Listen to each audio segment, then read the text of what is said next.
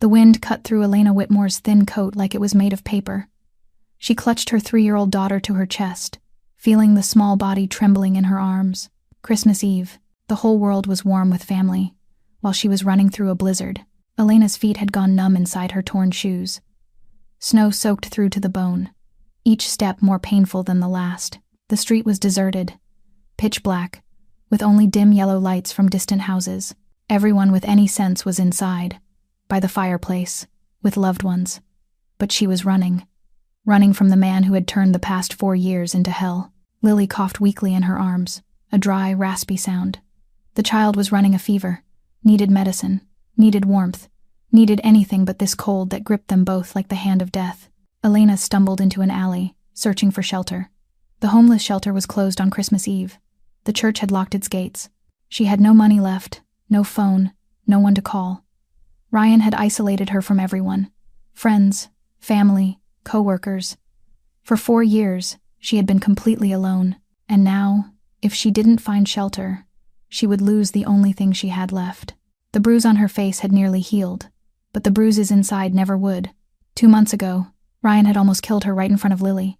That was the last time. She grabbed her daughter and ran with nothing but the clothes on her back, never looking back. But he had found her. The text message last night. "I know where you are. I'm coming to take back what's mine." She ran all night, ran until she no longer knew where she was. Then she saw it. A black car gleaming in the dark alley. Engine still running, white smoke rising from the exhaust. A Rolls-Royce Phantom, the kind of car she only saw in movies, worth more than the house she once dreamed of owning. Someone was inside. A dim glow from the cabin. Warmth. Elena's pride screamed at her to keep walking, but Lily's coughing screamed louder. The child had stopped shivering, which was worse, much worse. She walked over and knocked on the window. 1 second, 2 seconds. The window rolled down, and Elena froze. 2 gun barrels pointed straight at her face. Behind the 2 armed men, someone sat in the shadows. She could only see the outline of an angular face, eyes black as ink, staring at her unblinking, and a hand wearing a silver ring holding a glass of whiskey. "What do you want?"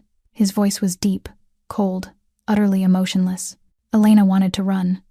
Every survival instinct screamed at her to turn around, but Lily coughed weakly in her arms, and her maternal instinct won. "Please, sir." Her voice broke, teeth chattering. "My daughter has a fever. Could we sit in your car for a moment? Just to warm up. I'm begging you." The 2 gunmen looked at each other, then back at their boss, waiting for orders. Silence.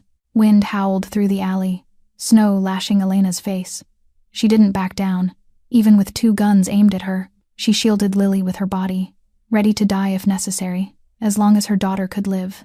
The man in the car leaned forward, stepping out of the shadows. His face looked carved from stone, not a trace of expression, but those dark eyes paused at the fading bruise on her cheek, at the way she held her child like she was afraid of losing her, at the torn shoes and the thin coat that couldn't keep anyone warm on a spring night, let alone a winter one. "Lower your weapons," he said. "Boss, she could be." I said, "Lower your weapons." The guns went down. The man opened the car door and stepped out, nearly a head taller than Elena, broad-shouldered, his entire presence radiating a power she had never witnessed before. He removed his black cashmere coat and draped it over her shoulders without a word. The warmth hit Elena like a shock. She almost cried. "Get in the car," he said. I don't. The child has a fever. You're shaking. Get in the car. Now." Elena didn't know who he was. She didn't know she had just knocked on the car window of Dominic Castellano, the Mafia boss who controlled all of South Chicago. She didn't know this man had ordered more deaths than she could count. She only knew he was giving her and her daughter a chance to survive, and she took it. Have you ever been so desperate that you knocked on a stranger's car in the middle of a freezing night? Elena had no idea whose world she had just stepped into. She had no idea that this night would change her life forever, and she certainly had no idea that this cold, ruthless man would become the one who would protect her with his very life. This story is just beginning, and you won't believe what happens next. If you want to know what Dominic does next, hit that like button to support the channel. Share this video with anyone who loves emotional stories, and don't forget to subscribe and turn on notifications so you won't miss the next part. Elena climbed into the vehicle in a state that was almost delirious. Warmth from the cabin hit her like a wave, so powerful it hurt. She sank onto the soft leather seat, holding Lily tight against her chest, feeling every vein in her body slowly come back to life. The little girl was still coughing, but she had stopped shivering, and color was beginning to return to her cheeks. The cashmere coat from the strange man draped over Elena's shoulders still held his body heat, carrying a faint trace of sandalwood and tobacco. She did not dare look up. She did not dare face the eyes fixed on her. 2 armed men sat across from her, their gaze cold and unblinking for even a second. They watched her the way you watch a threat that must be contained. An intruder who had stepped onto land that did not belong to her. Elena lowered her head, shielding Lily with her body, praying that the reckless choice she had just made would not be the last mistake of her life. The man, the one who had given her the coat, stepped inside and sat down beside her. The space suddenly felt smaller, as if his presence had claimed every inch of air. He said nothing. He only tapped lightly on the partition for the driver. The car rolled forward in silence, leaving the dark alley behind, gliding past empty streets buried under white snow. Elena did not know where they were taking her. She wanted to ask, but her throat tightened. Fear and gratitude tangled in her chest, forming a strange feeling she could not name. She glanced at the man beside her, only daring to look from the corner of her eye. His face looked carved from stone, sharp lines, hard angles, not the slightest expression. His eyes, black as ink, stared straight ahead, never turning toward her. And yet she knew he was tracking every movement she made, every breath, every small cough from Lily. Then, without warning, he spoke, his voice low and cold as metal. "The bruise on your face. Who did that?" Elena flinched, instinctively lifting a hand to cover her cheek. She thought the bruise had faded. She thought, in the darkness, no one could see it. But those black eyes missed nothing. "I fell down the stairs," she lied, her voice shaking. The man said nothing. He only tilted his head slightly, his gaze sliding to her for a heartbeat before returning to the windshield. He did not believe her. Elena knew he did not believe her, but he did not force the truth out of her. Lily shifted in her arms, her eyes opening halfway. "Mama, I'm cold," the child whispered, weak and rasping. "It's all right, sweetheart. I'm here," Elena murmured, kissing her daughter's forehead, feeling that the temperature was still higher than it should have been. She needed medicine. She needed a doctor. But she had no money, no insurance, nothing at all. The man pulled a phone from the pocket of his suit jacket, dialed a number, and spoke quickly in Italian. Elena did not understand what he was saying, but she heard one word again and again, "Bambina," which meant the child. He was talking about Lily. "A doctor will be there the moment we get home," he said when he ended the call, his voice still cold, but with something else underneath it, a softness Elena was not sure she had imagined. "Where are we going?" she asked, her voice as thin as thread. "My house." Elena wanted to protest. She wanted to say she could not go to a stranger's home, that she did not know who he was, that this was too dangerous. But she looked down at Lily. The little girl's eyes had closed again, her breathing shallow and fast. Elena had no choice. She had nothing except the child in her arms, and a borrowed coat from a man whose name she did not even know. The car turned onto a broader road, lined on both sides with large houses hidden behind tall fences. The farther they went, the more lavish and isolated the estates became. Elena stared through the window, her heart hammering. She was being carried into a world entirely different from her own, a world she had never belonged to, and perhaps never would. Then the car stopped in front of a massive iron gate, its patterns intricate, security cameras glittering in the dark. The gate began to open, slowly, and Elena saw it. A vast mansion, grand and imposing, warm golden light spilling from dozens of windows. She forgot to breathe. Whose world had she just stepped into?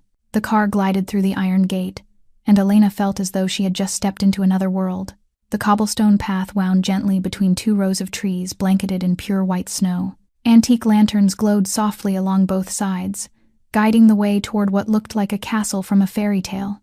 But this was no fairy tale. Men in black suits stood guard everywhere, their cold, sharp eyes scanning the car as it passed. Elena counted at least 7 of them just in the front courtyard alone. All of them carried guns. All of them were dangerous. The Rolls-Royce came to a stop before the main entrance of the mansion. The massive oak doors were intricately carved, standing 3 times her height. The man stepped out of the car first, then turned back to open the door for Elena. She lifted Lily in her arms and stepped out, her legs unsteady on the cold stone, still numb despite having been warmed inside the car. "Follow me," he spoke curtly, then ascended the granite steps. Elena had no other choice but to follow. Inside, the mansion was even more overwhelming than she had imagined. The ceiling soared high above, with crystal chandeliers sparkling like 1,000 stars. The floor was laid with pristine white marble, reflecting the warm golden light. Classical oil paintings hung on the walls. Bronze statues rested in alcoves. Furniture made of polished mahogany gleamed throughout. Everything exuded wealth to the point of extravagance, yet it felt strangely cold. There was no warmth of a family here, no laughter of children, no scent of baking or a Christmas tree. Only silence and power.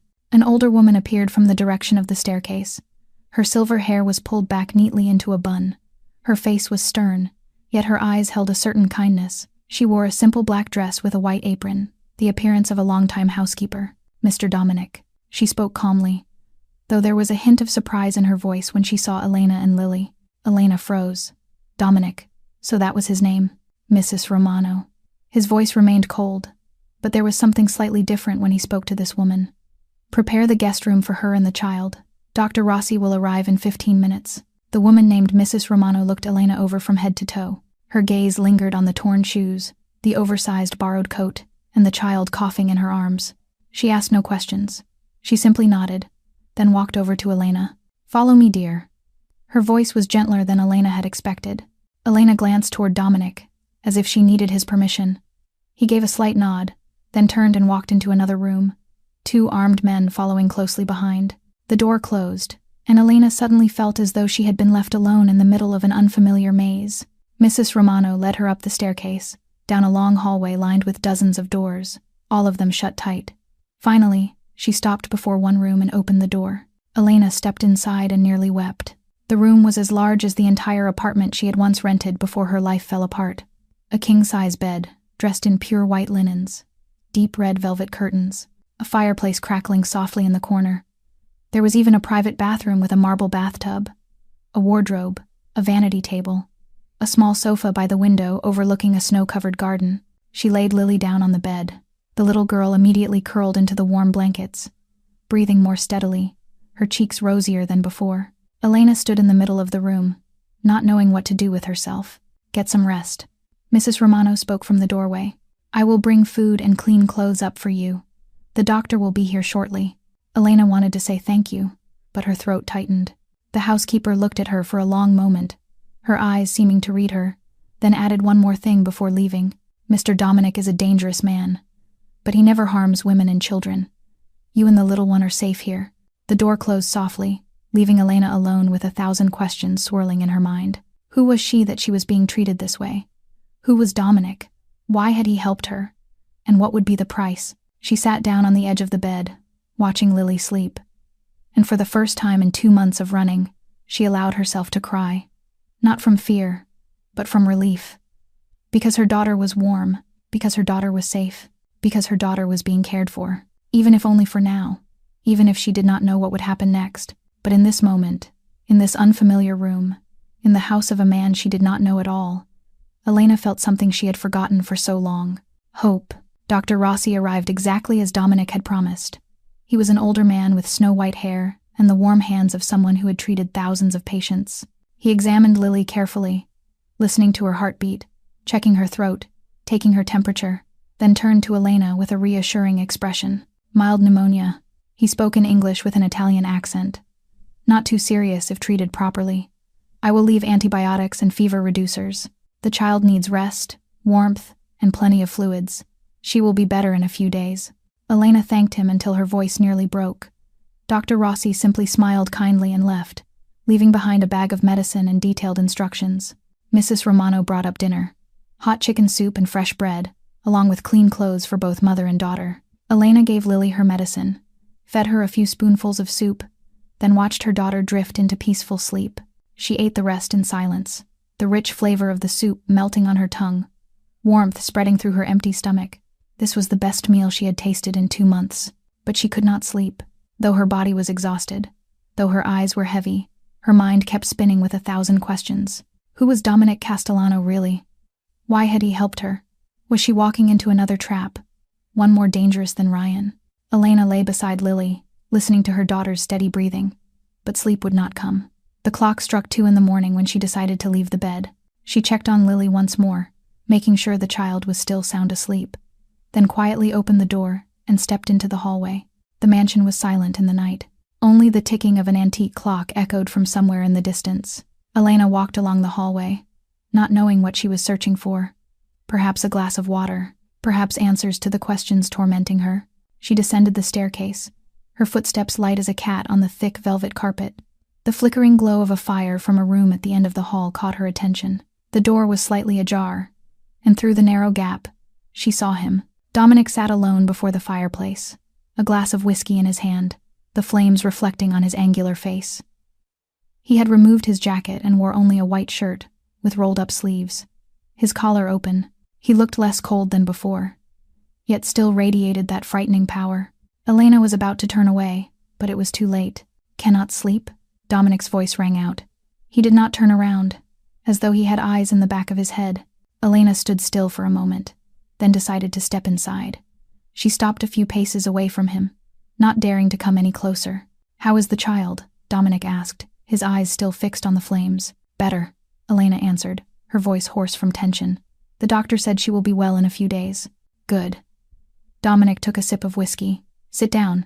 You look like you are about to collapse." Elena hesitated, then sat down in the armchair across from him, keeping a safe distance. The fire in the hearth radiated a pleasant warmth, but it was not enough to dispel the tension within her. Silence stretched between them. Elena did not know what to say, and Dominic seemed to need no words at all. He simply sat there, drinking, watching the fire burn, as though lost in his own thoughts. Finally, Elena spoke first. "Why did you help us?" Dominic did not answer right away. He swirled the glass in his hand, the firelight dancing on the crystal surface. "Because you knocked on my car window," he finally said. "That is not an answer," Elena said, her voice stronger than she expected. "I do not know what kind of man you are, but I know those men carry guns. I know this house has security like a fortress. You are not an ordinary businessman." Dominic turned to look at her. His dark eyes were like two bottomless abysses. He was silent for a long moment, as if weighing what to say. "You are right," he finally admitted. "I am not an ordinary businessman." "Then who are you?" "I am someone you should not know." Dominic set his glass down and looked directly into her eyes. "But you are here now, and I will tell you one thing. You and the child are safe in this house. No one is allowed to touch you while you are here. No one." Elena swallowed hard, her heart pounding. "For how long?" "Until the child is fully recovered. Then you can go wherever you want."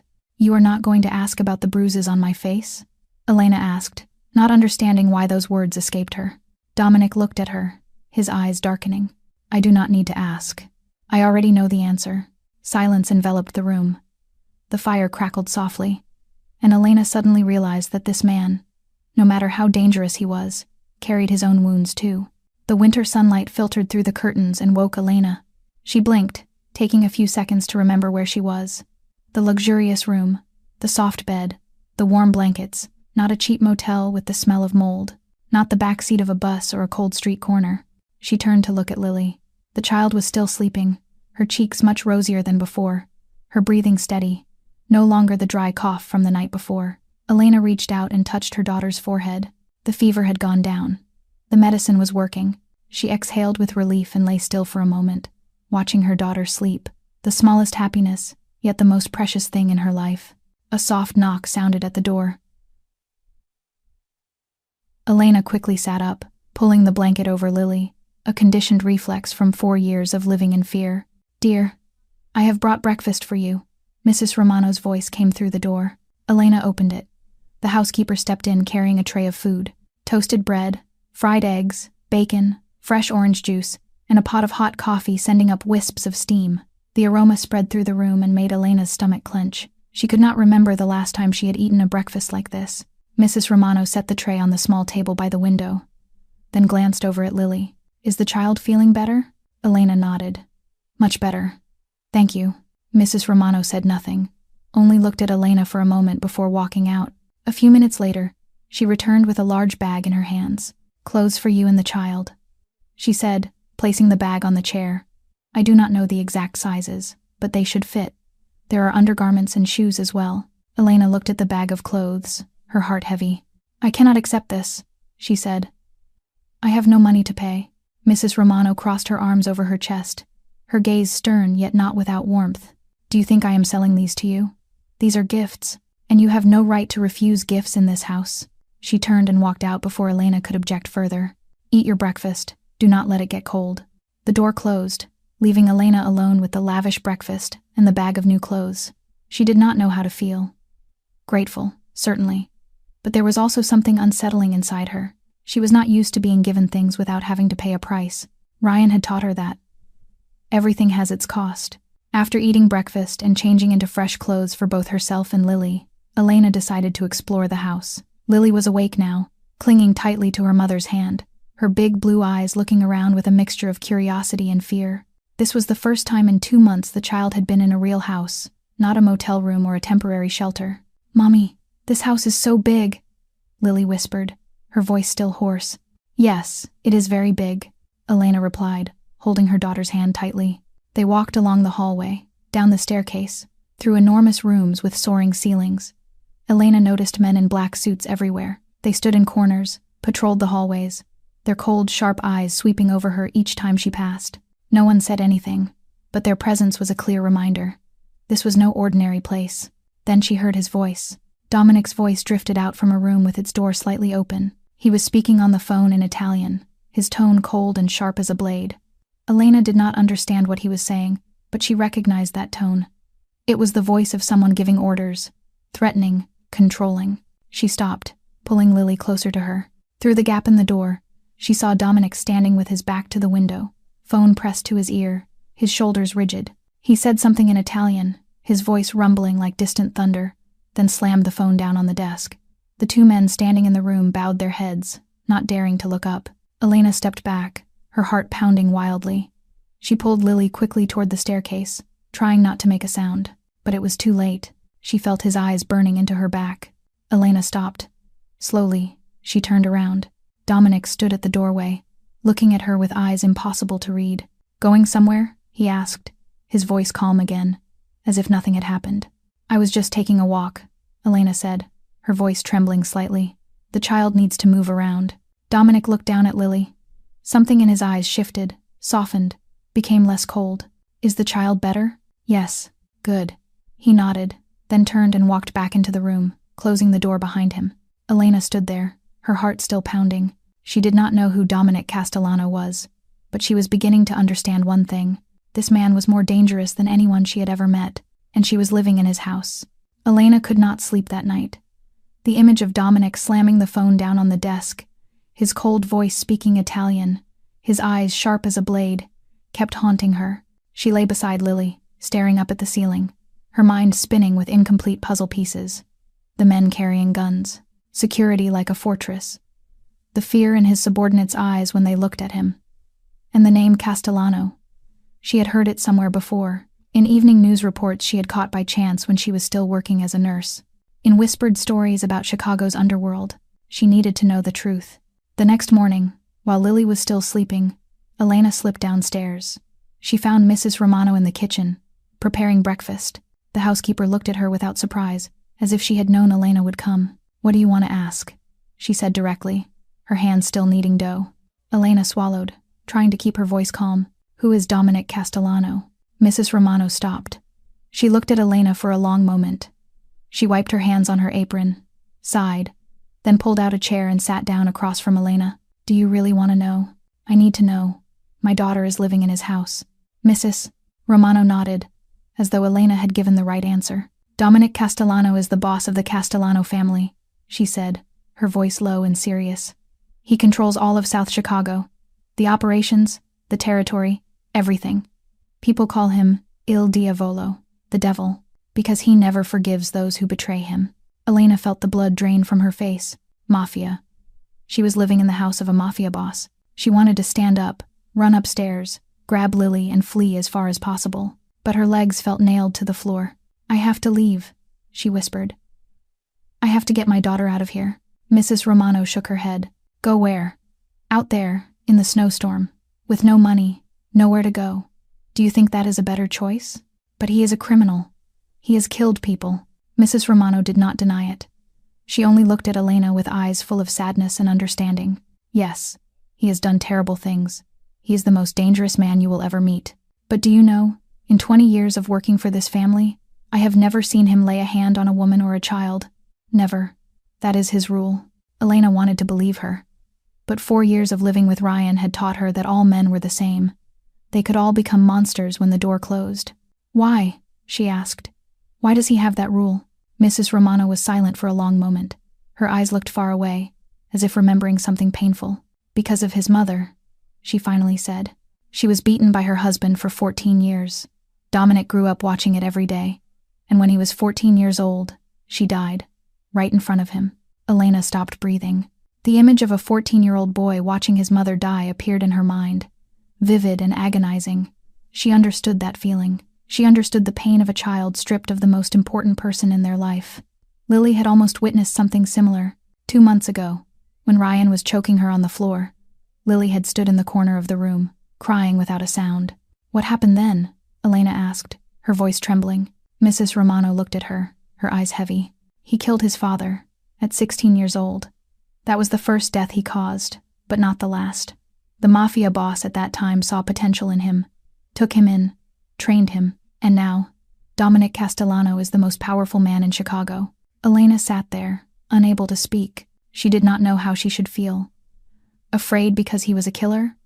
Or understanding because he too was a victim of violence? Just then, footsteps sounded behind her. Elena turned and froze. Dominic stood at the kitchen doorway, arms crossed over his chest, his dark eyes staring at her without blinking. How much had he heard? "You have been asking about me," he said. His voice was not angry, but it was not friendly either. Elena stood up. Her legs trembled, but she forced herself to stay steady. "I needed to know who my daughter is living with." Dominic looked at her for a long moment, then nodded slowly. "Now you know. So what are you going to do?" Elena took a deep breath. She knew she should run. She knew staying here was madness. But she also knew that out there, Ryan was waiting. And between a Mafia boss with principles and an ex-husband with nothing but cruelty, she did not know who was more terrifying. "I do not know yet," she answered honestly. "But I will not let my daughter be in danger." Dominic looked at her, and for the first time, Elena saw something in those dark eyes. Not coldness, but respect. Elena spent the entire day thinking. She sat by the window in the living room, looking out at the garden blanketed in pure white snow, while Lily played with some cushions on the sofa. The child was so much better now. Her clear laughter rang out from time to time, and each time Elena heard it, her heart tightened. She had not heard her daughter laugh for 2 months. 2 months of running, 2 months of fear, 2 months of looking over her shoulder every time she stepped outside. Lily had become silent, withdrawn, barely speaking to anyone. But here, in the house of a Mafia boss, the child laughed again. What did that mean? Elena did not know. She only knew that she was standing between 2 paths, and both led into darkness. Return to the streets, face Ryan, face an almost certain death, or stay here, in Dominic Castellano's house, with dangers she could not foresee. That night, after Lily had fallen asleep, Elena went downstairs alone. She found Dominic in the same place as before, in front of the fireplace, a glass of whiskey in his hand, as if he was always there, waiting for something even he did not know. "You cannot sleep," he said without turning around. Elena was no longer surprised that he knew she had come. She had learned that Dominic Castellano knew everything that happened in his house. "I need to talk to you," she said, her voice calmer than she expected. Dominic turned to look at her and gestured for her to sit down. Elena settled into the familiar chair across from him, a distance just far enough for her to feel safe, yet close enough to see his face clearly in the firelight. "I know who you are now," she began. "A Mafia boss, controlling South Chicago. People call you the devil." Dominic did not seem surprised. He only took a sip of whiskey, his eyes never leaving her. "And yet you are still here, because I have nowhere else to go." Dominic set his glass down and leaned forward, both arms resting on his knees. "You do. You can leave any time." "I will not keep you here." "Leave to go where?" Elena asked, her voice bitter. "Back to the streets? Back to Ryan? Do you know who he is? He is a former police officer. He has friends everywhere. He found me once. He will find me again. And this time, he will not stop at beating me." Dominic looked at her. His dark, deep eyes grew darker. "What did he do to you?" Elena hesitated. She had never told anyone the whole story. But there was something in Dominic's eyes, an understanding she had not expected, that made her speak. "He beat me for 4 years, she said, her voice trembling slightly but not stopping. "It started when I was pregnant with Lily. At first it was just slaps, then punches, then kicks. He isolated me from everyone, friends, family, coworkers. He controlled the money, controlled my phone, controlled everything. I was not allowed to leave the house without his permission. She paused and took a deep breath. 2 months ago, he almost killed me. He choked me on the floor. Lily stood there watching, crying without a sound. I thought I was going to die. But he stopped because someone knocked on the door. I used that moment when he went to answer to grab Lily and run out the back. Since then, I have been running, but he always finds me. Elena looked up and met Dominic's eyes. He said nothing, but she saw his jaw clench tight, his hand curling into a fist on his knee. Silence stretched between them. The fire crackled in the hearth. Then Dominic spoke, his voice low and solid. "Stay here." Elena blinked. "What?" "Stay here," Dominic repeated. "You and the child. I will give you work if you want, so you do not feel like you owe anyone. Mrs. Romano needs help around the house. You will have a salary, a place to live, and no one will touch you while you are in my house." Elena shook her head. "Why? Why are you doing this?" Dominic looked at her, and for the first time, she saw that he was no longer the cold mafia boss. He was just a man with his own scars. "Because I once stood and watched my mother being beaten and could not do anything." His voice dropped so low it was almost a whisper. "I could not save her, but I can save you."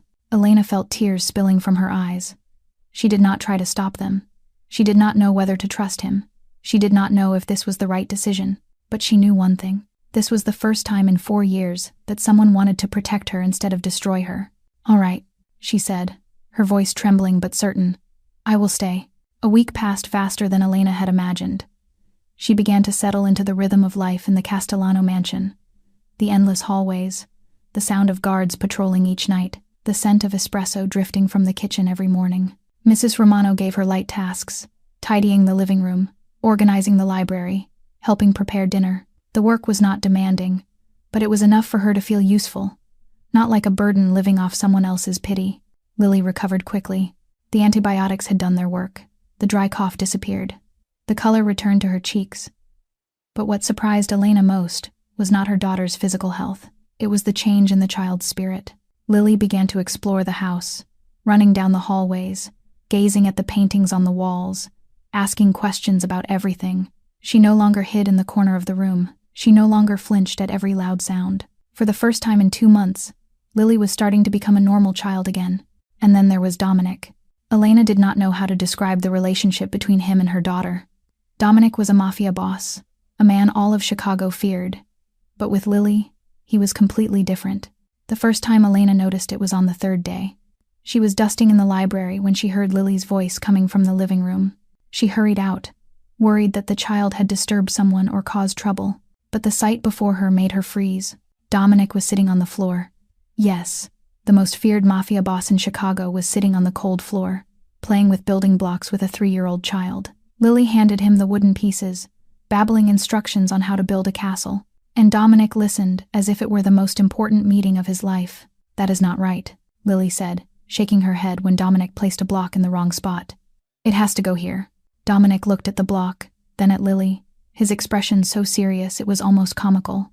"I apologize, little lady. Let me fix it." Elena stood at the doorway, not daring to move, afraid to break this moment. She watched the most powerful man in the city bow his head to a 3-year-old girl, and she did not know what to think anymore. From that day on, Dominic started coming home earlier, Elena noticed. Before, according to Mrs. Romano, he often worked until late at night, many nights not coming home at all. But now he was always there for dinner, sitting at the head of the table, listening to Lily tell him about her day. The child talked about the birds outside the window, about the painting of the horse in the library, about the cookie Mrs. Romano had given her, and Dominic listened to all of it. His dark, deep eyes followed every movement of the child with an attention Elena had never seen him give anyone else. On the 5th day, something miraculous happened. Lily had not spoken much since the 2 of them had fled. She usually only said short sentences, whispered, as if afraid someone would hear and punish her. But that evening, after dinner, Lily ran over to Dominic, who was reading the newspaper on the sofa, and tugged at his sleeve. "Read me a story," the child said, her voice clearer and more confident than ever before. Dominic looked down at her, then up at Elena. She stood in the doorway, tears already streaming down her face beyond her control. Lily had never willingly spoken to any man since they left Ryan. The child was afraid of men, afraid of deep voices. afraid of tall shadows. But with Dominic, she was not afraid. Dominic set the newspaper down and lifted Lily up to sit beside him on the sofa. "What story would you like to hear?" "A princess story," Lily said, pressing herself against his arm as if it were the most natural thing in the world. Elena covered her mouth, trying to hold back a sob. She looked at her daughter, the child who had been silent for 2 months, the child who had cried in the corner while watching her mother being choked, now sitting beside a mafia boss, asking for a fairy tale. And when Dominic began to read, his deep, warm voice filling the quiet room, Lily closed her eyes. Her head rested against his shoulder, peaceful in a way that seemed impossible. Elena did not know what the future would hold. She did not know if she was doing the right thing, but watching her daughter in this moment, she knew one thing for certain. No matter who Dominic Castellano was, no matter what he had done, he had given Lily something Ryan never had: safety. Dominic never let anyone stay in his house without knowing everything about them. That was the survival rule that had kept him alive in the underworld for 20 years, and Elena Whitmore was no exception. From the very first night he brought her to the mansion, he had ordered Marco, his most trusted right hand, to investigate everything about this woman. Now, 1 week later, Marco stood in Dominic's private office, a thick file in his hands. "Everything I found on her, boss," Marco said, placing the file on the desk. Dominic opened the file and began to read. Elena Marie Whitmore, 27 years old, born in the suburbs of Chicago, orphaned at 18 when her parents died in a car accident, graduated from nursing school with honors, worked at Chicago Memorial Hospital for 3 years before abruptly resigning. The reason for her resignation was not specified. Dominic turned to the next page, and his jaw tightened. Married to Ryan Whitmore 4 years ago.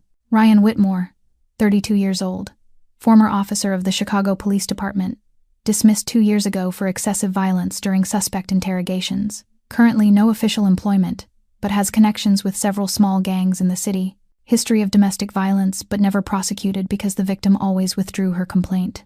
Dominic turned the page again. Elena's medical records: 7 hospital admissions in the past 4 years, broken ribs, head trauma, severe bruising, split lip, dislocated shoulder, all documented as household accidents. But anyone with a bit of experience knew those were lies. These were the signs of systematic domestic violence, brutal and prolonged. Dominic read every line, his hand clenching tighter. He saw the photographs from the medical files. Elena's face swollen, black eyes, lip torn open. He saw the doctor's reports, notes about injuries inconsistent with the patient's statements. He saw all of it, and he felt a fire igniting in his chest. "Is there anything else?" Dominic asked, his voice cold as ice but his eyes burning. Marco nodded and flipped to the last section of the file. "Ryan Whitmore is looking for her boss. He has hired a private investigator. Posted on social media groups, contacted her old friends. He knows she is in Chicago, but does not know exactly where yet." Marco handed Dominic a printed page. "And there is this. This is the message he sent her before she ran the last time." Dominic read the message, every word cutting into his eyes like a blade. "I know where you are. I am coming to take back what belongs to me. You and Lily. You are mine, forever. And if I cannot have you, no one can." Dominic set the paper down. He was silent for a long moment. Marco stood waiting, knowing better than to speak when the boss was in this state. The room sank into a heavy stillness. Only the ticking of the clock on the wall could be heard. Then Dominic spoke, his voice low and solid. "Find him." "Sir?" "Find Ryan Whitmore. I want to know where he is, what he does, who he meets, what he eats, where he sleeps. I want to know everything." Marco nodded. "And when we find him, do nothing yet. Just watch. I will decide later." Marco left, leaving Dominic alone with the file. He sat there, looking at the photographs of Elena, the wounds, the hospital visits. He thought of his mother, the woman who had endured 14 years of suffering in silence. He remembered the nights lying awake, listening to his mother cry, his father cursing, the sounds of fists and kicks.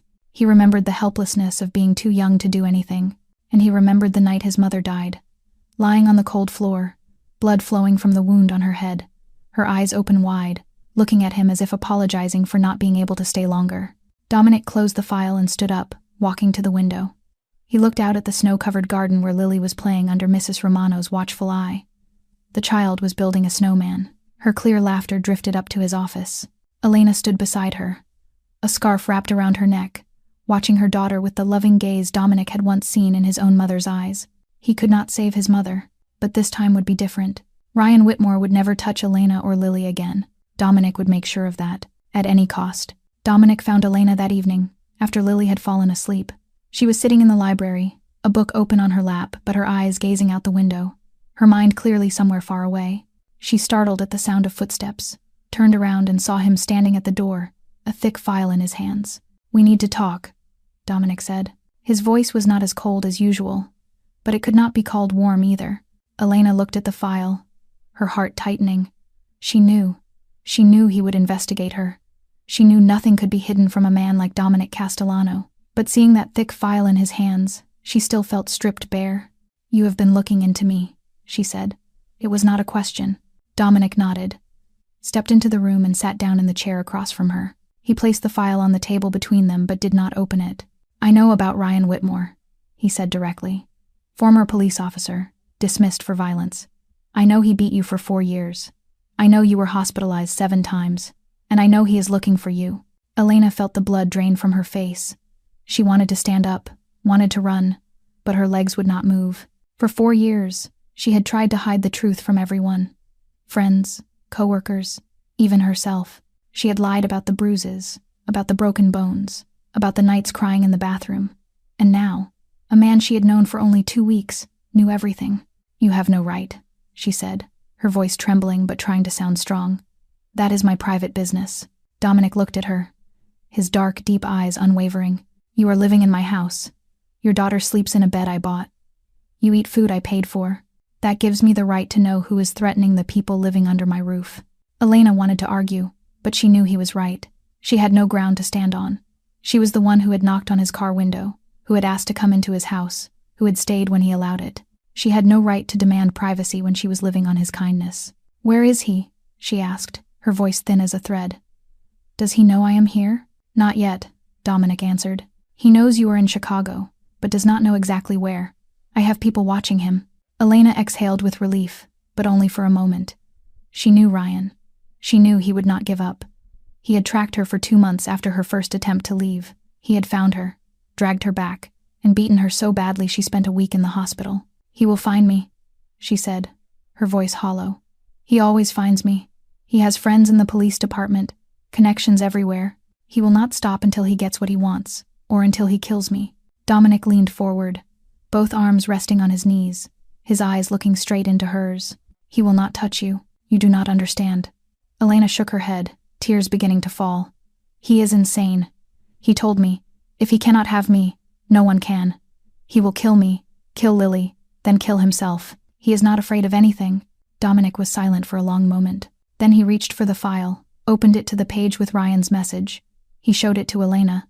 "I have read this message," he said. "I know he is insane. But do you know something, Elena? Men like him are only strong when facing someone weaker. When facing someone stronger, they are nothing but frightened dogs." Elena looked at him, not understanding what he meant. Dominic stood up, walked to the window, and looked out into the darkness beyond. "Ryan Whitmore is a former cop." His voice was cold as steel. "He has a few friends, a few connections, but he is nothing.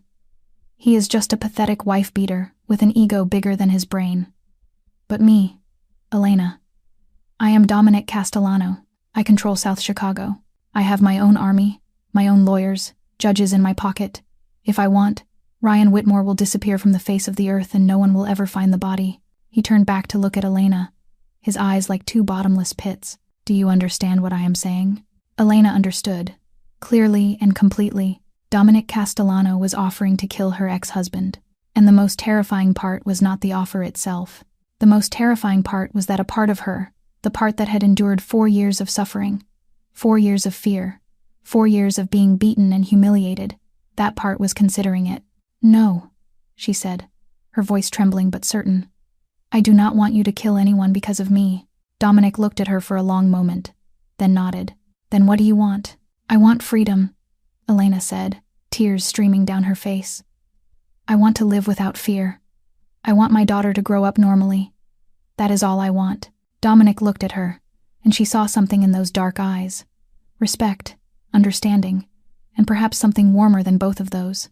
"I will give you those things," he said, "but in my own way. Can you trust me?" That night, Elena could not sleep. Dominic's question kept echoing in her mind. Can you trust me? She did not know. She had once trusted Ryan, and look where that had taken her. But there was something different about Dominic, a sincerity in the way he looked at her, in the way he spoke to Lily, in the way he never promised things he could not deliver. Around 2 a.m, Elena heard a sound from downstairs, not the footsteps of guards on patrol, but something else, the sound of glass breaking. She left the bed, checked that Lily was still sound asleep, then quietly made her way down the stairs. A dim light from Dominic's study spilled into the hallway. She moved closer, and through the slightly open door, she saw him. Dominic sat on the floor, his back against the wall, a shattered bottle of whiskey beside him, the liquor spreading across the marble floor. He was holding an old photograph, his shoulders shaking in waves. He was crying. Elena had never imagined she would see the most feared Mafia boss in Chicago cry. She stood there, not knowing whether to leave or step inside. But then Dominic lifted his head, his reddened eyes meeting her gaze. He did not seem surprised, did not seem angry. He only looked at her with an endless weariness. "Come in," he said, his voice rough and thick. Elena hesitated for a second, then stepped inside and sat down on the floor across from him, keeping a respectful distance. She looked at the photograph in his hand, a young woman with dark hair and sad eyes, holding a little boy of about 5 or 6 years old. "My mother," Dominic said, without her asking. He looked at the photograph, his thumb gently stroking the woman's face. "Today is her death anniversary. 22 years. Elena stayed silent, not knowing what to say. She simply sat there, listening, the way he had listened to her on those nights before. "Her name was Maria," Dominic continued, his voice as if coming from somewhere far away. "She came here from Sicily when she was only 18, alone, did not speak English, had no one. She met my father in a restaurant where she worked as a waitress. He charmed her, promised her everything. She thought it was love." Dominic laughed bitterly, a hollow sound. "But it was not love. It was hell. He beat her from the honeymoon, beat her because she did not cook well enough, beat her because she looked at another man, beat her because she breathed too loud, beat her for any reason he could think of." Elena felt tears rising. She knew that feeling. She knew it all too well. "I grew up in that house," Dominic said. "Every night, I lay in my room, listening to my mother cry, my father curse, the sounds of fists and kicks. I stuffed a pillow over my ears, trying not to hear, but I could not block it out. I hated him so much I wanted to kill him since I was 8 years old. But I was too small, too weak." He paused and took a deep breath. "The night my mother died, I was 14. He beat her because she forgot to buy beer. Just that. She fell. Her head hit the corner of the table. Blood everywhere. I ran to her, held her, called out to her, but she did not answer. Her eyes were open, looking at me, but seeing nothing. She was already gone." Dominic closed his eyes. 2 streams of tears rolled down his cheeks. He did not try to hide them, did not try to appear strong. He was just a man facing a pain that 22 years had not healed. "What happened to your father?" Elena asked softly. Dominic opened his eyes and looked at her with eyes dark as an abyss. "I killed him. 2 years after that night. I waited until I was big enough, strong enough. Then one night, when he was drunk, I took a knife from the kitchen and stabbed him. 17 times, 1 for each year my mother suffered." Elena said nothing.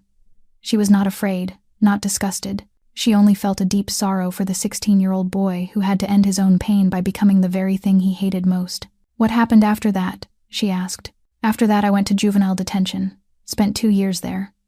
When I got out, the boss of the Castellano family, not by blood, came to me. He saw potential in me, adopted me, taught me everything, and when he died, I inherited it all." Dominic looked at Elena, his eyes dry now but still red. "I am a monster, Elena. I have killed more people than I can count. I have done terrible things, but there is one thing I have never done and will never do. Hurt a woman, harm a child. That is my line. That is the only part of my humanity I have left."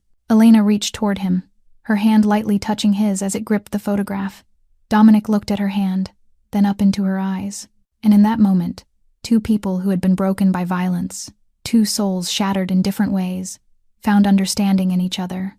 "You are not a monster," Elena said gently. "You are a child who tried to survive, and you did."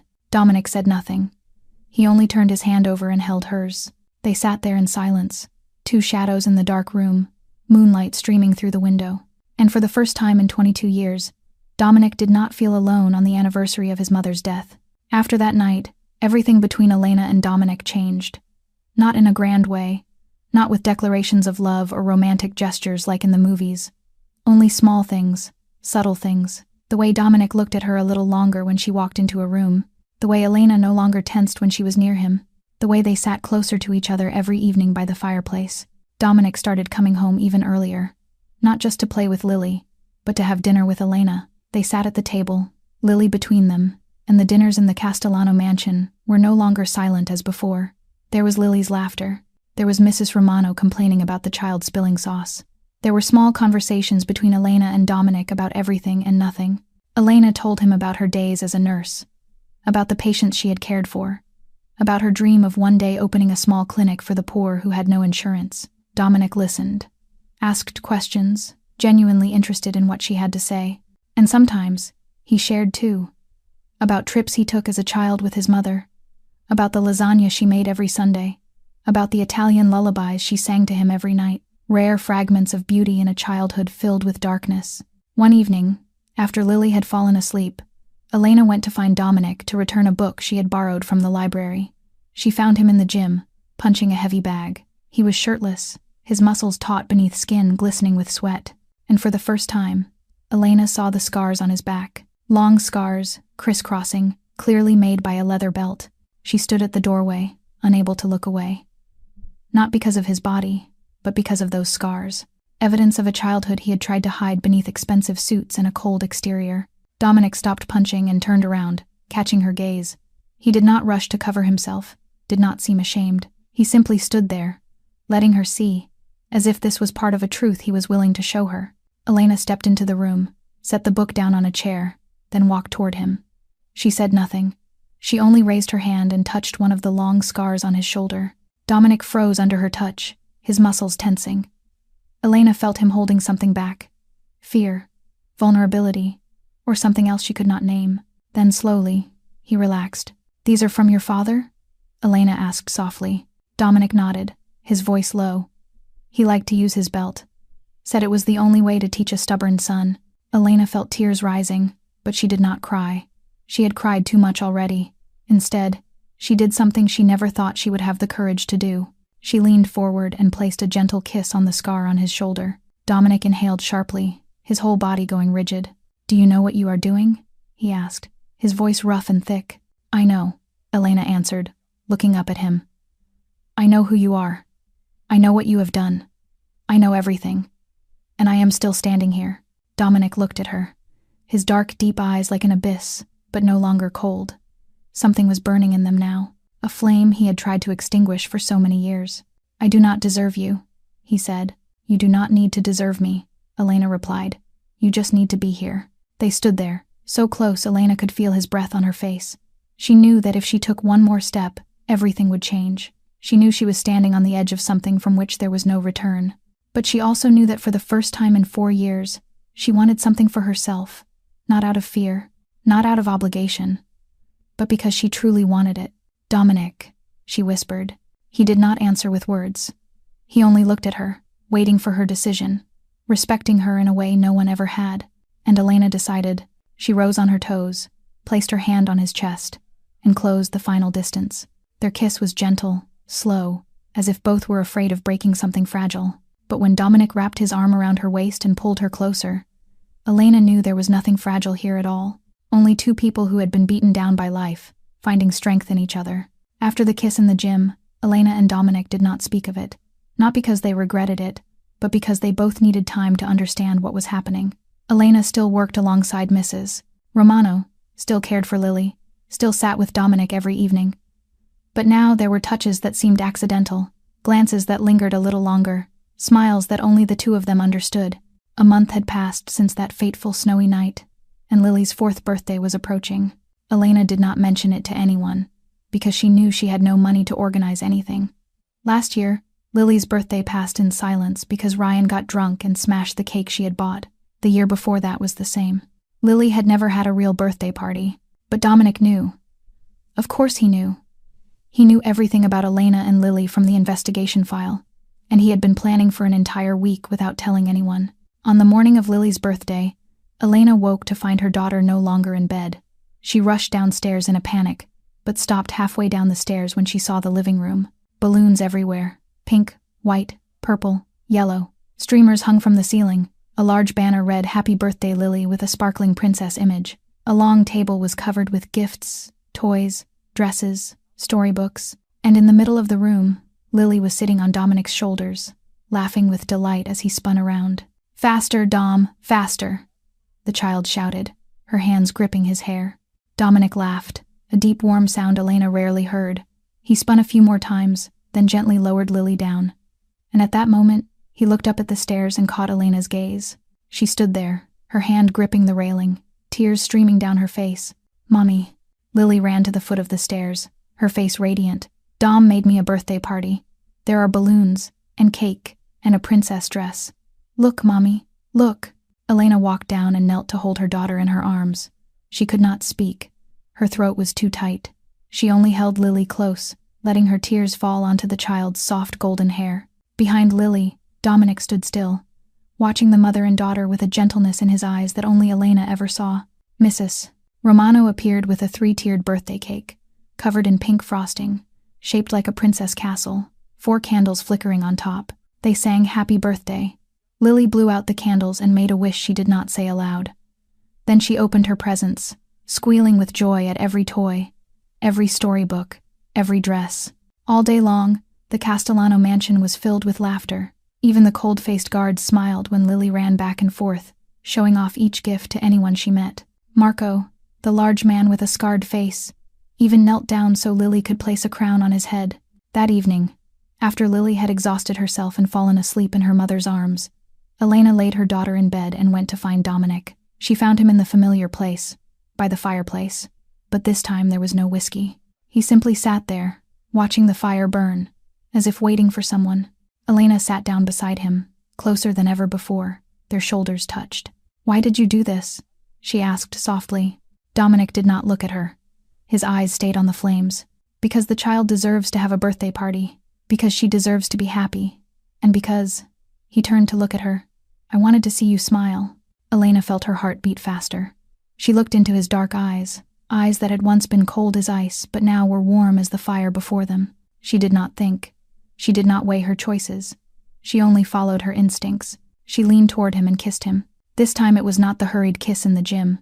This time it was slow, deep, holding everything they had not said aloud. Gratitude, trust, and perhaps something close to love. When they pulled apart, Dominic looked at her and raised his hand to gently stroke her cheek. "I do not know what I am doing, Elena," he admitted. "I have never loved anyone. I do not know how to love." "Then we learn together," Elena replied, placing her hand over his. "I have never been loved the right way either. Maybe we can teach each other." Dominic looked at her, and for the first time, he smiled. Truly smiled. Not the forced smile, or the cold smile he wore when facing enemies, but the smile of a man who had just found something he did not know he was searching for. "All right," he said. "We learn together." While Elena and Dominic were learning how to love each other, outside the Castellano mansion, another storm was forming. Ryan Whitmore sat in a cheap bar on the outskirts of Chicago, his 5th beer in hand, his eyes red from sleeplessness and resentment. 2 months. 2 months he had been searching for his treacherous wife and the daughter who belonged to him. 2 months of hiring private investigators, bribing former police contacts, tearing through every shelter, every church, every street corner in the city. And now, finally, he had a lead. A corrupt cop named Patterson, an old friend from his days on the force, had called him that morning. "Got news about your wife," Patterson said over the phone, his voice low and cautious. "But you are not going to like it." "Where is Elena?" Ryan growled. Patterson was silent for a long moment before answering. "She is with Dominic Castellano." Ryan froze. Castellano. Everyone in Chicago's underworld knew that name. The Mafia boss who controlled the south side of the city. The man even the police did not dare touch. Ryan had heard the stories about Castellano, about enemies who vanished without a trace, about bodies that were never found. "Are you sure?" he asked, his voice trembling slightly. "Sure," Patterson replied. "My guy saw her at the Castellano mansion. She is living there, and there is more. It looks like she and Castellano are more than just casual acquaintances." Ryan ground his teeth. His wife, his daughter, living with a mobster, sleeping with a mobster. Rage erupted inside him like a fire, burning away whatever reason he had left. "I need help," he said. "I cannot face Castellano alone." Patterson laughed bitterly. "Nobody on the force is going to help you go after Castellano. That man has the whole city in his pocket." "Then who can help?" Silence stretched out. Then Patterson spoke, his voice dropping even lower as if afraid someone might hear. "There is one person, the Russians, the Volkov family. They have wanted to expand their territory south for a long time, but never had the chance. If you give them a reason, give them a way in, they might help. Get me their contact."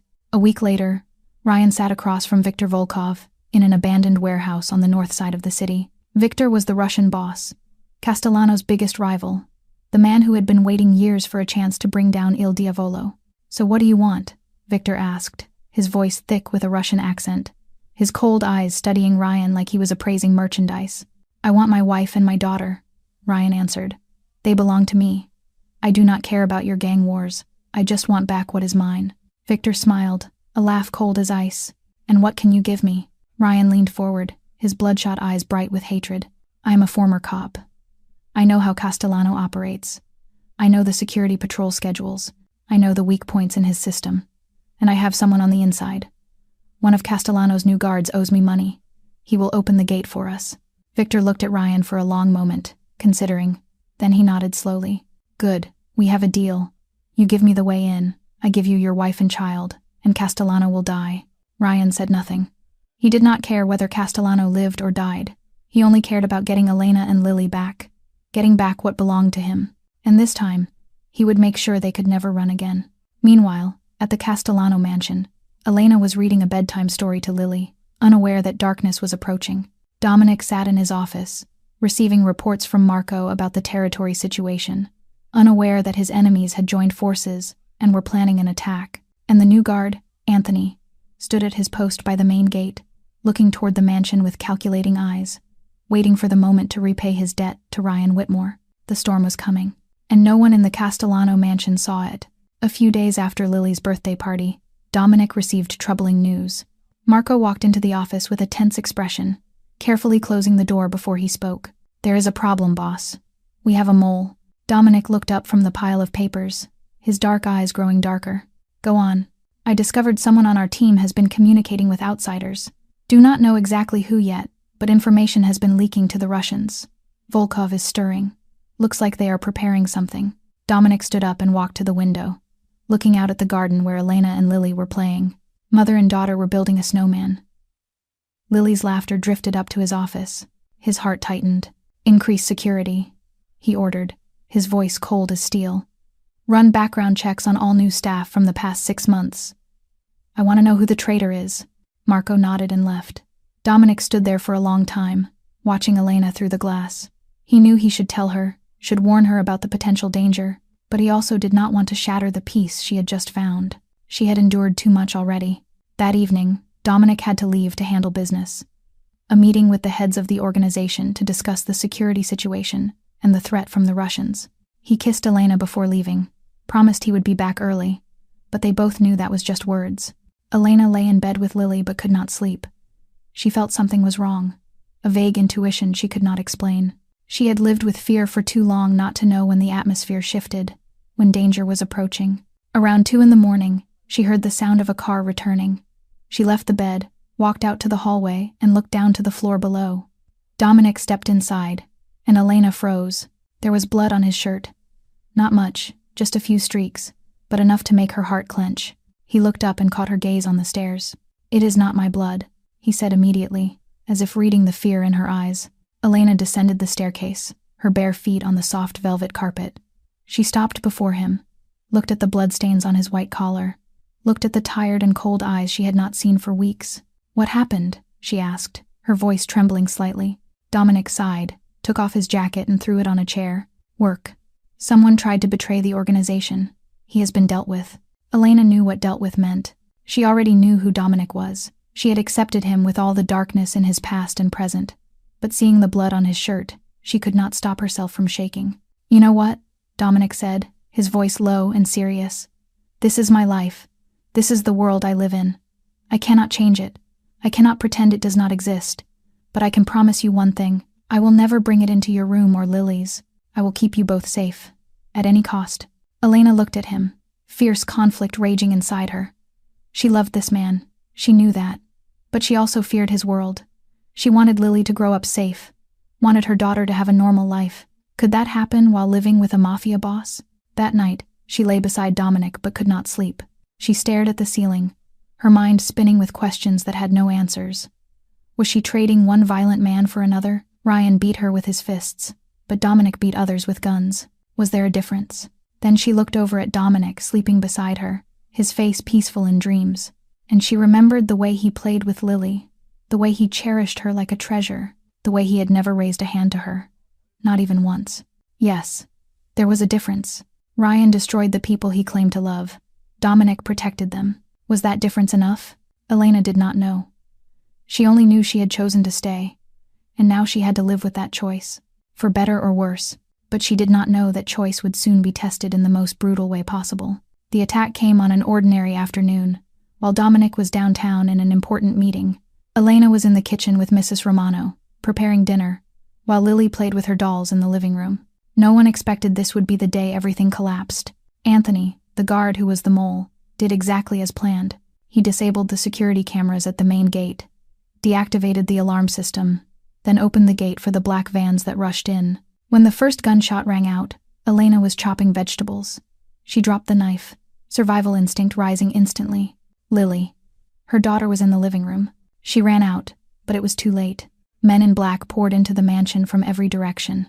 Gunfire erupted everywhere. Elena saw Marco fall in the hallway, red blood spreading across the marble floor.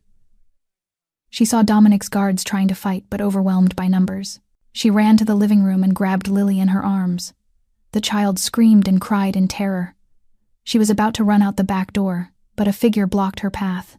Ryan. He stood there, his face ugly with hatred, a deranged smile on his lips. "Hello, my dear wife," he said, his voice sickeningly sweet. "Did you think you could hide from me?" Elena backed away, Lily crying in her arms. She looked around, searching for a way out, but Ryan's men had surrounded them. Ryan stepped closer, his bloodshot eyes looking at her with a cruelty she knew all too well. 2 months I searched for you. 2 months, and you were here, living like a queen in a mobster's house, sleeping in his bed, eating his food, letting my daughter call him what? He ground his teeth. Dom. My daughter calls that man Dom. Lily is not your child, Elena said, her voice trembling but filled with hatred. You were never her father. You were just the man who beat us. Ryan slapped her, hard enough to make her stagger. Lily screamed, clinging tightly to her mother's neck. Shut up, Ryan snarled. You are my wife. Lily is my daughter. You belong to me. Forever. Do you understand? Forever. At that moment, Mrs. Romano appeared from the kitchen, holding a heavy cast-iron pan. She swung hard at the head of the nearest guard, knocking him down. Run! She shouted at Elena. Run! But before Elena could react, another man struck Mrs. Romano down. The old housekeeper fell face first on the floor, blood flowing from the wound on her head. Elena screamed, trying to run to her, but Ryan grabbed her hair and yanked her back. You are not going anywhere, he growled in her ear. Take them. 2 men seized Elena. Another tore Lily from her arms. The child screamed, calling for mommy, calling for Dom, but no one came to save her. Elena struggled wildly, biting, scratching, kicking, but she was too weak against the large men. They dragged her outside and shoved her into a black van. Lily was thrown into another vehicle. The child's cries echoed in Elena's ears like a blade cutting through her. Before the door slammed shut, Elena saw the Castellano mansion one last time. The house that had been her refuge, the place where she had found hope, was now engulfed in smoke and gunfire. She did not know where Dominic was. She did not know if he knew what was happening. She only knew that she had lost everything. Once again, the van rolled forward, carrying her into darkness, and for the first time since meeting Dominic, Elena felt completely hopeless. But deep inside her, a small, fragile spark of hope still remained. Dominic would come. He had promised to protect her. He had promised not to let anyone touch her. He would come. Would he not? Dominic was in the middle of a meeting when his phone vibrated continuously. He looked at the screen and saw Marco's number calling 5 times in a row. Something was wrong. He stood up mid-sentence, not bothering to excuse himself from the people sitting around the table, and stepped outside to answer. But it was not Marco who answered. A strange voice, trembling, belonging to a young guard. "Boss, the mansion was attacked. Marco is badly wounded. Mrs. Romano too. And Elena, she and the child, they have been taken." Dominic's world collapsed in 1 second. He stood there, phone pressed to his ear, but he could no longer hear anything. Only the sound of blood rushing in his head, roaring like distant thunder. "Elena, Lily, taken." "Who?" he asked, his voice cold enough to freeze. "The Russians, boss. And one more person, Elena's ex-husband. He led them in. Anthony was the mole. He opened the gate for them." Dominic said nothing more. He hung up and stood motionless for a long moment. Then he walked back into the meeting room, kicked the door open, and began to destroy everything. The oak conference table, weighing hundreds of pounds, was flipped over. Chairs flew into walls, glasses, papers, laptops scattered everywhere. The men in the room backed away. No one dared to intervene. They had seen Dominic angry before, but never like this. This was not the anger of a mafia boss. This was the fury of a man who had just lost everything. When there was nothing left to destroy, Dominic stood in the middle of the wreckage, breathing heavily, his hands bleeding from glass cuts. He closed his eyes, and the image that appeared in his mind was not Elena or Lily. It was his mother. She lay on the cold floor, blood flowing from the wound on her head, her eyes open wide and staring at him. He had stood there, 14 years old, helpless, unable to do anything. No, not this time. This time would be different. "I will not lose anyone else." Dominic opened his eyes, and those eyes no longer belonged to a man in love. They were the eyes of Il Diavolo, the devil, the man who had made all of Chicago tremble in fear. "Call everyone," he ordered, his voice cold as steel. "Everyone. I want 50 men ready within an hour. Contact every source, every spy, every debtor. I want to know where Elena and Lily are being held.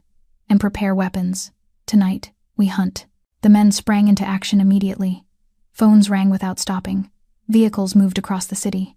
The entire empire of Dominic Castellano shifted into war mode. On the way back to the mansion, Dominic called the hospital where Marco and Mrs. Romano were being treated. Marco had been shot twice but would live. Mrs. Romano had a serious head injury but was stable. He felt a slight relief, but only slight. Because Elena and Lily were still in enemy hands. Because every second that passed, he did not know what they were doing to her and the child. When he arrived at the mansion, Dominic saw the traces of battle. Shattered glass doors, blood on the floor, bullet holes in the walls. But he did not stop to grieve. He walked straight into his office, where his most trusted men were waiting. "Do we have a location?" he asked. "Yes, boss," one of his men answered. "An old warehouse on the north side of the city, in Volkov territory. Our source confirms they are holding Elena and the child there." "How many guards?" "About 20. Could be more." Dominic nodded. He walked to the weapons cabinet, opened it, and took out his favorite gun. He checked the magazine, chambered around, then turned to look at the men standing and waiting for orders. "Tonight," he said, his voice low as thunder, "we go to take back what belongs to me, and anyone who stands in the way will die. No exceptions." The men nodded. No one questioned him. They knew their boss. They knew that when Dominic Castellano decided on something, no force on earth could stop him. Dominic stepped outside. The convoy of black vehicles was ready and waiting. He looked up at the night sky, his eyes dark as an abyss. "Elena," he whispered, "I am coming." The warehouse sat in an abandoned industrial zone on the north side of the city, surrounded by crumbling buildings and thick darkness. Dominic's convoy stopped 2 blocks away. Engines off, lights off, silent as ghosts in the night. Dominic stepped out of the car and looked toward the warehouse through infrared binoculars. 23 guards, just as the source had reported. A dim light flickered from inside, and he could see shadows moving past the windows. Elena and Lily were in there. He knew. He could feel it. "Split into 3 groups," Dominic ordered, his voice low and sharp. "Group 1 circles around the back. Group 2 attacks the side entrance. Group 3 follows me through the front. No one fires recklessly. The hostages are inside." The men nodded and dispersed into the darkness. Dominic led Group 3, moving without a sound, his shadow blending into the night. His heart pounded fast, but his hands did not tremble. He had done this hundreds of times. But this time was different. This time it was not for territory or money. This time it was for love. The first gunshot rang out from behind the warehouse, signaling that Group 1 had made contact. Chaos erupted. Dominic did not wait. He kicked open the front door and rushed in, gun in hand, firing continuously. 2 guards at the entrance fell before they could react. Inside, lights flickered. Screams echoed everywhere. Volkov's men scattered, trying to find cover, but Dominik's men had surrounded them from every direction. The battle was short but brutal. Dominik showed no mercy. He shot anyone in his way, stepping over bodies like stepping over garbage. His eyes swept across the warehouse, searching for a familiar figure. Then he heard it. Lily's crying, coming from a room at the far end of the warehouse. Dominik ran toward it, kicked the door open, and froze at the sight before him. Elena lay curled on the floor, arms wrapped around Lily, shielding her daughter with her own body. Her face was swollen, her lips split and bleeding, her clothes disheveled. Ryan stood beside her, gun pointed at her head, his eyes wild when he saw Dominik enter. "Stop!" Ryan screamed, yanking Elena to her feet and using her as a shield. "Take one more step and I will kill them both." Dominik stopped but did not lower his gun. He looked at Elena, at her blue eyes full of fear but also full of trust when she saw him. She believed in him. She knew he would save her. "Let her go," Dominik said, his voice cold as ice. "Who do you think you are?" Ryan laughed maniacally. "You think you can steal my wife, my daughter, and I will just let it go? They belong to me, forever." "They do not belong to you," Dominik answered. "They are not objects for you to own. Elena is a person, Lily is a person, and you are just a coward who beats women." Ryan snarled and pressed the gun tighter against Elena's temple. She closed her eyes but did not cry. She had cried too much already. She only held Lily tighter in her arms, praying her daughter would be safe. Then Lily spoke. Her tiny voice rang out clear and echoing in the room. "Do not hit Mommy." Everyone froze. Lily lifted her head. Her blue eyes, so like her mother's, looked straight at Ryan. Without fear, unlike before, the child had changed. The weeks living in the Castellano mansion, being loved by Dominik, being cared for by Elena, had given her a strength she did not know she had. "Do not hit Mommy," Lily repeated, louder this time, full of defiance. "Dom will protect Mommy. Dom will hurt you." Ryan lost focus for 1 second, just 1 second, looking down at the child who dared to challenge him. And 1 second was all Dominik needed. He fired. The bullet pierced Ryan's shoulder, making him drop the gun and collapse. Elena immediately grabbed Lily and backed away. Dominik rushed forward, standing between mother and daughter, gun still aimed at Ryan, writhing on the floor. Dominik wanted to kill him. Every cell in his body wanted to pull the trigger, to end the life of the man who had dared to touch the woman he loved. But then he heard Elena's voice behind him. "Do not. Please. Do not kill anyone because of me." Dominik stood there, finger on the trigger, fierce conflict raging inside him. Then he lowered the gun. "Call the police," he ordered his men. "Hand him over with all the evidence. Kidnapping, domestic violence, conspiracy with organized crime. He will never leave prison." He turned around, knelt before Elena and Lily, and gathered them both into his arms. Elena cried. Lily cried. And for the first time in 22 years, Dominik Castellano cried too. "I am sorry," he whispered. "I promised to protect you. I failed." "You came," Elena answered, her voice choked with tears. "You always come." 6 months passed since that horrific night. Elena and Lily needed time to heal, both physically and emotionally. Dominik hired the best psychologist in Chicago to work with both of them, patiently waiting for each small step of recovery. He did not push Elena to get better quickly, did not ask when she would finally move past it. He was simply there, beside her, every day, every night, like a steady rock in the midst of a storm. Ryan was sentenced to 25 years in prison for kidnapping, aggravated domestic violence, and conspiracy with international criminals. The evidence Dominik provided to the police was too overwhelming for him to escape justice. Elena went to court to testify, facing Ryan one last time, telling everything he had done to her over 4 years. She did not tremble, she did not cry, she was not afraid. She had found her strength again. The Volkov family was also dismantled.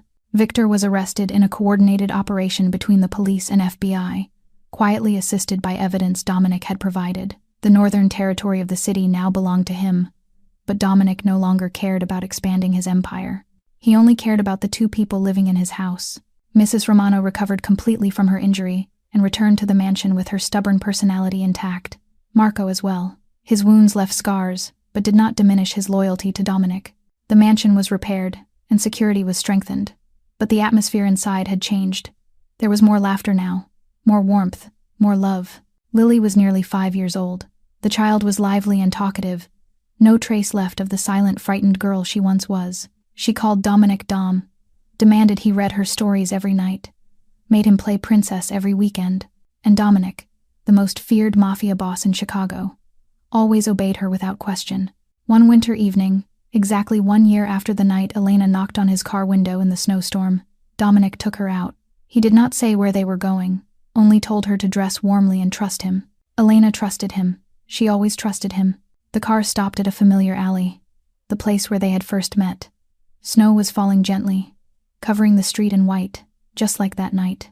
Dominic stepped out of the car, opened the door for Elena, and led her to the exact spot where she had stood 1 year ago. Trembling, desperate, holding her daughter and begging for help. "Why did you bring me here?" Elena asked, her voice thick with emotion. Dominic looked at her, his dark eyes warm in the dim glow of the streetlights. "Because this is where my life changed. 1 year ago, you knocked on my car window and asked to sit inside to get warm. You did not know who I was. You did not know what world you were stepping into. You only knew your daughter needed help, and you were brave enough to ask." Elena felt tears spilling over, but she smiled through them. Dominic continued, his voice low and steady. "I lived in darkness for 20 years, Elena. I did terrible things, killed people, destroyed lives. I thought I would die alone. No one to mourn me, no one to remember me. Then you appeared. You and Lily. You brought light into my life." He knelt down on the cold snow and took from his coat pocket a small black velvet box. His hands trembled slightly. For the first time in his life, he was trembling from something other than fear or anger. "Elena Whitmore," he said, opening the box to reveal a sparkling diamond ring. "I do not deserve you. I know that. I am a monster, a criminal, a killer. But you saw me, truly saw me, and you stayed. You gave me the chance to become a better man. Will you continue to give me that chance? Will you be my wife?" Elena cried, but they were tears of happiness. She looked at the man kneeling before her, the man who had saved her from death, who had loved her daughter like his own, who had treated her with a respect she had never received from anyone. "Yes," she said, her voice trembling but certain. "A million times yes." Dominic stood, slid the ring onto her finger, and pulled her into his arms. They stood there in the dark alley, snow falling on their shoulders, holding each other as if the world contained only the two of them. "Thank you," Dominic whispered in her ear. "Thank you for knocking on my car window that night. Thank you for giving me a family." Elena lifted her face and kissed him in the falling